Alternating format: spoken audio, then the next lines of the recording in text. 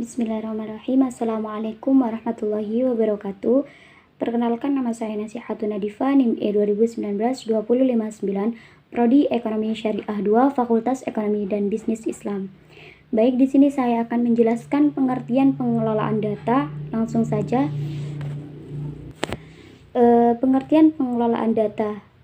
Pengelolaan data, di mana di era digital ini pengelolaan data merupakan suatu hal yang umum didengar di masyarakat. Sebab saat ini ada banyak sekali data yang digunakan untuk keperluan masing-masing.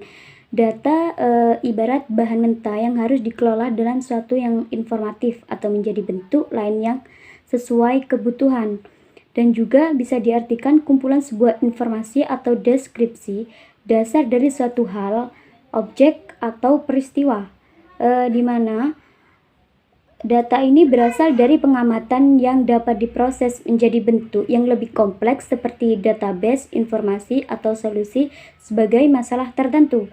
Adapun pengertian pengelolaan data adalah suatu kegiatan manipulasi data menjadi bentuk sebuah informatif. Informasi adalah hasil dari pemrosesan data dalam bentuk tertentu yang lebih bermakna daripada suatu kegiatan atau peristiwa. Adapun pengertian lain dari pengelolaan data adalah suatu penggambaran fakta atau pengertian suatu instruksi yang bisa disampaikan dan diolah baik oleh manusia maupun mesin. Mungkin hanya itu saja yang bisa saya sampaikan. Apabila ada kata-kata yang kurang berkenan, saya akhiri. Wallahul muwaffiq ila aqwamit thoriq. Wassalamualaikum warahmatullahi wabarakatuh. Assalamualaikum warahmatullahi wabarakatuh. Nama saya Ahmad Saiful Munir. NIM saya E2019-2062. Saya akan menerangkan tahapan pengolahan data. Ada beberapa tahap pengolahan data, yaitu input merupakan data awal atau data input disiapkan dalam berbagai bentuk yang sesuai untuk kepentingan pengolahan. Bentuk tersebut akan bergabung pada pengolahan mesin. Processing pada langkah ini dapat input dirubah dan biasanya dikombinasikan dengan informasi lain untuk menghasilkan data dalam bentuk yang lebih bisa dipakai.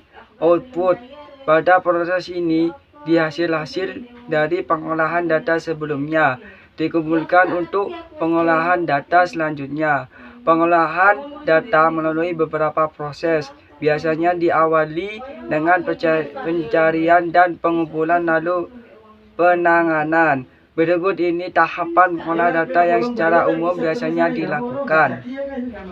1. Rekam data atau recording. Recording adalah kegiatan pencatatan atau memindahkan data pada formulir atau dokumen. 2.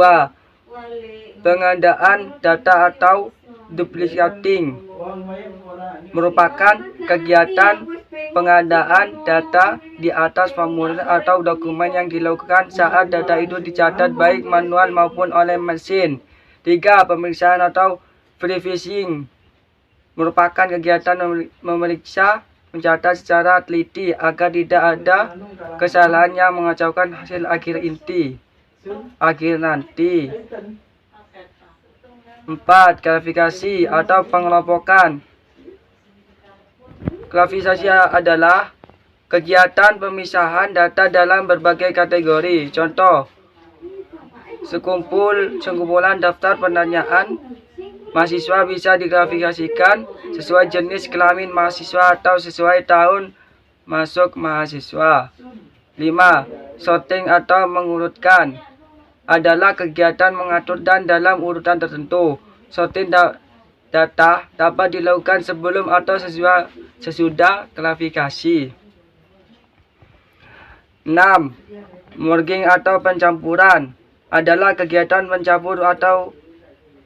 mencampur dua atau lebih kumpulan data.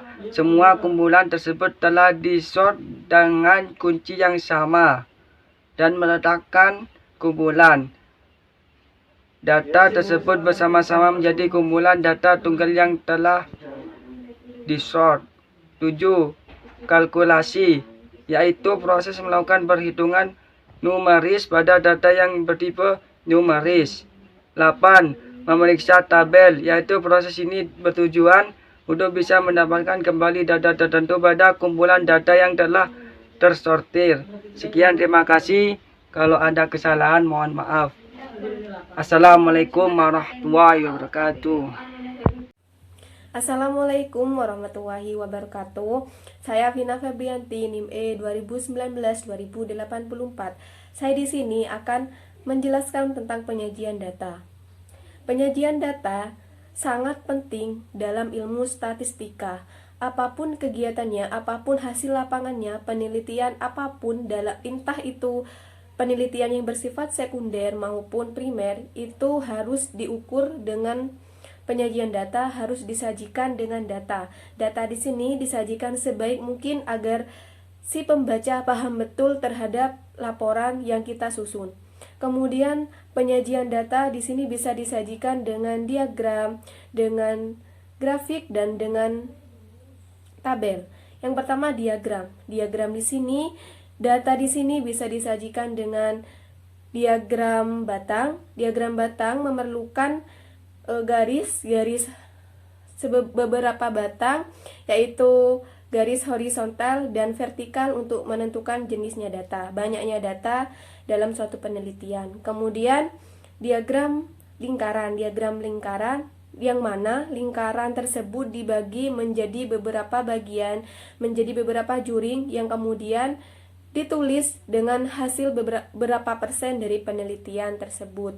Kemudian diagram grafik, ini diagram yang biasanya digunakan untuk kenaikan yang terus-menerus dari angka 0 sampai angka yang paling tinggi.